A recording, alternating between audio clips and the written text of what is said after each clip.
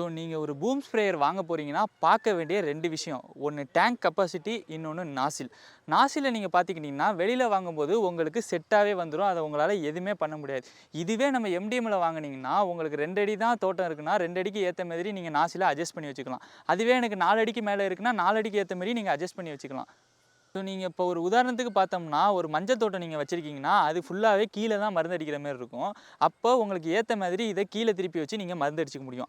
அதுவே எலுமிச்சம்பழம், மா, கொய்யா அதெல்லாம் பார்க்கும்போது அதுக்கு மேலே மருந்து அடிக்கிற மாரி இருக்கும். அப்போ அதுக்கேற்ற மாரி மேலே திருப்பி வச்சு உங்களால் மருந்து அடிச்சுக்க முடியும். அப்போ இது மூலியமாக மேலேயும் கீழேயும் உங்களால் திருப்பி வச்சு மருந்து அடிச்சுக்க முடியுங்க. இப்போ நம்மக்கிட்ட நீங்கள் பூம் ஸ்ப்ரேயர் வாங்கினீங்கன்னா, உங்களால் ப்ரெஷரை கண்ட்ரோல் பண்ணிக்க முடியும். அதுவும் 1லேருந்து 10 பார் வரைக்கும் உங்களால் கண்ட்ரோல் பண்ணிக்க முடியுங்க. அது மட்டும் இதோட இன்ஜின்னு பார்த்தீங்கன்னா 7 ஹெச்பியில் கொடுத்துக்கிட்டு இருக்கோம். அதுவும் சிசின்னு பார்த்தீங்கன்னா 170 சிசிங்க. நம்ம பூம் ஸ்ப்ரேயர்னு எடுத்துக்கிட்டிங்கன்னா அதில் reverse gear, forward gear available இருக்குங்க. அது மட்டும் இல்லாமல் இதில் பட்டன் வச்ச டயர் கொடுத்துருக்கறனால உங்களுக்கு புல்லிங் பவருமே நல்லாயிருக்கும். சீக்கிரம் ஸ்க்ரீனில் தெரியிற நம்பருக்கு கால் பண்ணுங்கள். மறக்காமல் நம்ம சேனலை சப்ஸ்கிரைப் பண்ணிடுங்க.